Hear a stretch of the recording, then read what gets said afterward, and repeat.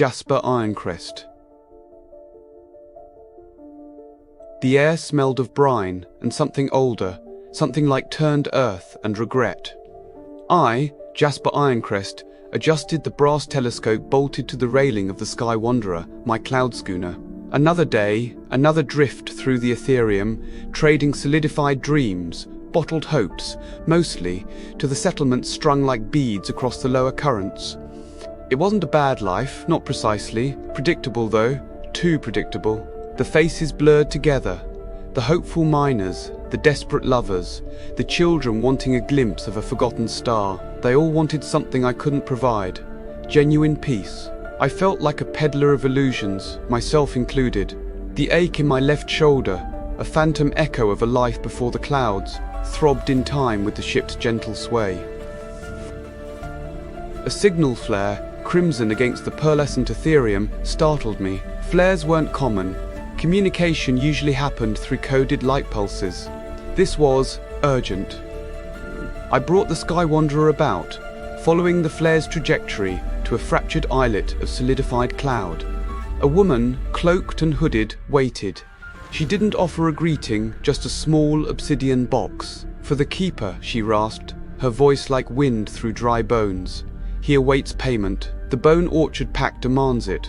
The Pact, a legend, a whispered threat among cloud traders, a debt owed to something ancient and hungry. I dismissed it as folklore. Now, someone was reminding me, and me alone, that it was very, very real. I resisted naturally. The Keeper was a myth, the Pact, a story to frighten children. Ignoring the message seemed reasonable, but the woman returned each day, silent and persistent, the obsidian box her only offering. The Sky Wanderer began to suffer, sails tearing, instruments malfunctioning. It wasn't sabotage exactly, more like disfavor. I consulted old charts, brittle with age, seeking information on the Bone Orchard.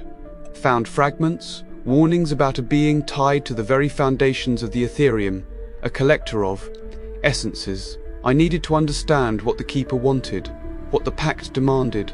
I started studying cloud alchemy, focusing on the extraction and preservation of emotional resonances, the core components of solidified dreams. It was a messy, unsettling pursuit. My first attempt at a suitable offering was a disaster. I crafted a solaces, a dream bottled from memories of familial warmth, presenting it to a patrol of cloud wraiths. Lesser servants of the Keeper, they appeared as shifting shadows, was a mistake. They didn't want comfort. They wanted intensity. They rejected the offering with a chilling gust of wind that nearly ripped the solace from my hands, leaving it fractured and useless. They communicated, not with words, but with a feeling. A profound sense of emptiness, of insatiable longing.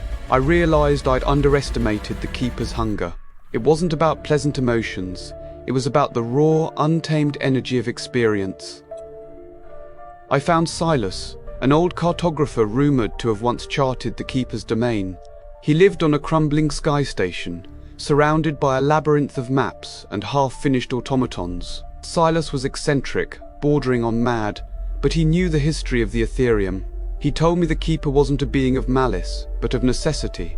The Ethereum was built on a foundation of emotional energy, and the Keeper maintained the balance, consuming excess negativity to prevent the clouds from collapsing into chaos. The Pact was a safeguard, ensuring the Keeper received its due. He also revealed the Keeper's weakness, a resonance frequency tied to a forgotten star, a star consumed by its own sorrow, a star called Viridia. Silas was wrong, or, at least, incomplete. While the Keeper did maintain balance, it wasn't altruistic.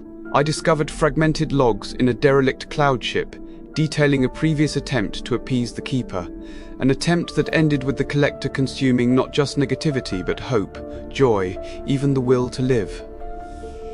The Keeper wasn't preserving balance.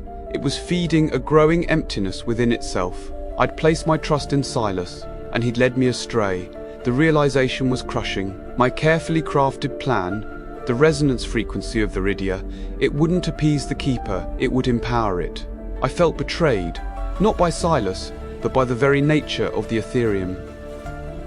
I rebuilt my strategy. The keeper craved resonance, but it didn't necessarily need positive or negative energy. It needed complexity, a layered emotional tapestry.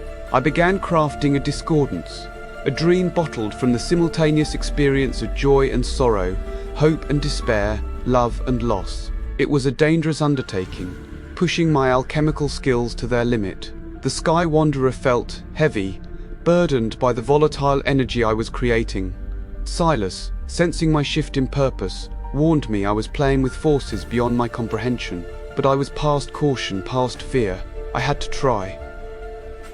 I presented the discordance to the keeper, venturing into its domain, a swirling vortex of shadow and silence.